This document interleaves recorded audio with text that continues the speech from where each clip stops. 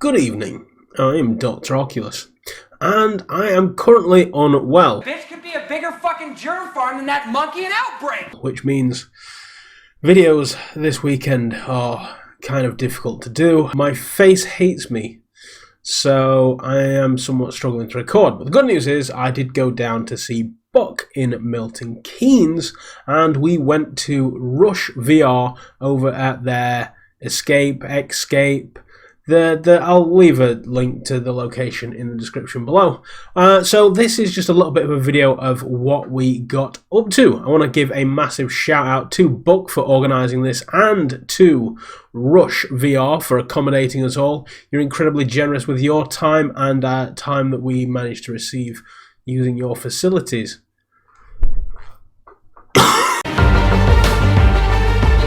We got to try out a lot of wonderful different VR things that you can't do at home. I got to try an index running at its maximum settings, which was absolutely trippy. From somebody who uses an Oculus Rift as a daily driver, it is a big step up. I got to sit down with the devs and also with Salsa Ketchup and Braddy Boy Blue, who you can find a link to everybody in the description below. So I'm going to shut up talking because I'm currently sat here dying, and I'm going to hand you guys over to Buck, where you join us on the sofas at Rush VR. So we're here at Rush VR with wonderful Ross, who's the manager here. He was kind enough to invite us down to try out some of the stuff. And I bumped into Ross on my lunch break and actually came and he was kind enough to let me actually put an index on for the first time. So thank you very much for that. And we thought we'd get Brad. Hello. We got Salsa with us as well. Hi. And we got Doc at the end as per usual. Because he just follows me around everywhere. Yeah, that's pretty much it. Sort of thing. So again, Ross, thank you very much for having us all come down here. Tell us how you got started here. How did this work out for you? So my background, I started working in the laser tag centre. I originally started working in kids' parties and sort of ended up in laser tag because of that. I've always been fairly technical. I've built PCs and things for a long time.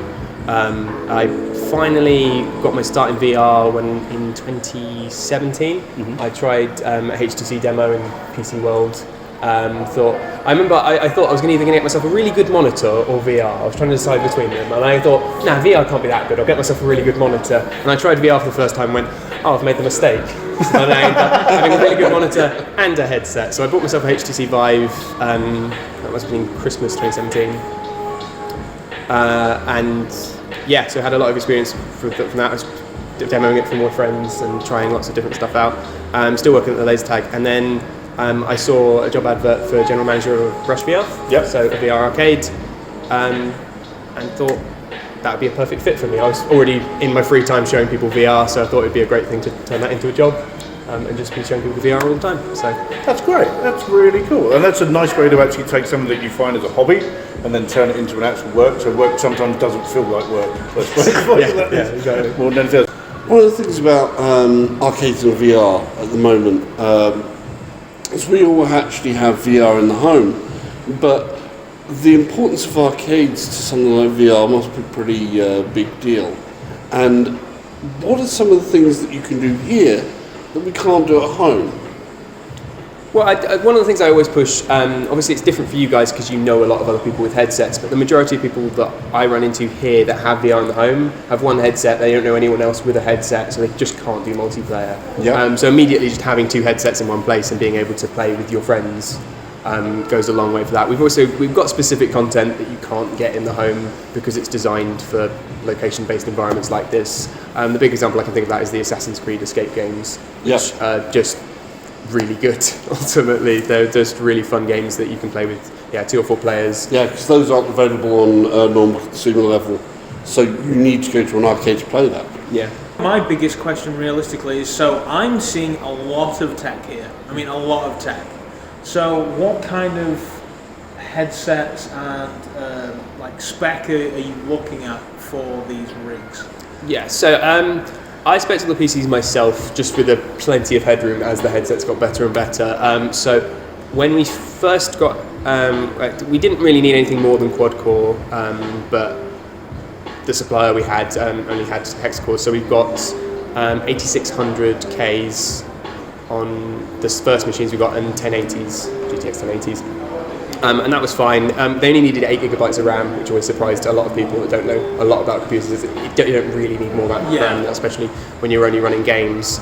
And that was the first machines. We've sort of gone through stages. So we've initially got 5 machines at first. We then got 3 more that ended up, no, 4 more that ended up with 9600Ks and 1080s again. They needed 16 gigabytes of RAM because they were for a different spec that apparently demanded it. And then the most recent machines, we've got 9600Ks as well with RTX 2070s. So, and then what's running because you've got 3 indexes? Yes, currently 3 indexes. So they're on the 27s? Yeah. Makes sense. Yeah, I mean, we've run it on the 1080s as well. It all runs fine. That's the sort of level of high-end VR without spending way too much, because I know arcades out there that have gone immediately for 1080 and 2080 Ti's, and you just don't need to spend that much. Yeah. Because you don't need to push that many frames. I've got the 1080 Ti, and I don't see the point in upgrading to the 2080s or the 2080 Ti. I'm just going to sort of skip a generation. I feel like that's probably going to be what I'm doing. But then I've always wondered if I did upgrade to a Rift S, or if I was to ever get an Index, would that be powerful enough? So if you're running indexes on the 1080s, then that gives me hope, I suppose. Yeah. Capturing the footage whilst playing from the same machine might be a little bit. Yeah, and there's sketchier. always the advantage of doing 2 GPU setups with VR, because they can render 1 per eye, Yeah. and then you immediately get a 2 times performance boost. So yeah, that would certainly benefit as well. but yeah, we run into no. That's a newer innovation, actually, isn't it? Yes. So it's the last NVIDIA stuff. Is it only RTX that does that, I think? No, I think they've backdated it to the higher end 10 series cards. Okay. Which means when you set up a machine for that, it's not going to be an SLI configuration. Does it still require the bridge, or does it do it separately? It does still require the bridge, as far as I'm aware. We haven't tested it here. I'm just going off what I've heard. Okay. Because, yeah, again, we don't need anything better. We can push 120 frames in the headset, no problem. Cool. That I need to try. Yeah. I need to try something in 120 The frames. most I've seen is an Oculus CV1 or a Quest with a link, so I am certainly eager to try it. I don't know, actually, because then will I be spoiled? Will I be able to go home to an Oculus?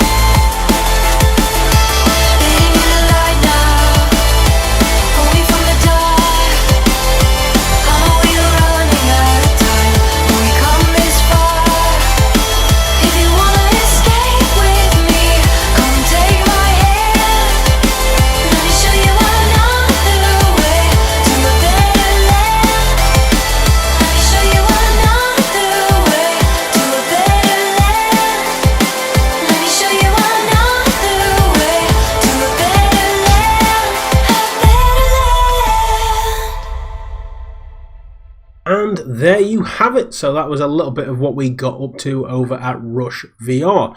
The Assassin's Creed virtual reality escape room was something absolutely wonderful. I do wish that was available to do at home, but it's also nice to get out into the world and do things in VR with other people in a social space. And for that, I do think they should keep things, you know, special for occasions like that. They do have others that we do want to go back and have a look at, but we wanted to throw them a bit of cash and like pay for that one because they were so kind and accommodating there with all of their time. It was an absolute fantastic day, and I cannot thank the staff at Rush VR enough. If you want to have a go, the link is in the description below, or just, you know, have a look for a nearby VR arcade of your own and go and have a look. If you do happen to go to Rush VR over in Milton Keynes, just, you know, mention that Buck or Doc sent you, just to let them know that their day wasn't entirely wasted, you know, showing us the ropes. Thank you ever so much for watching, and thank you ever so much for Rush VR. It was a fantastic day, and until next time, everybody, the Doctor is out.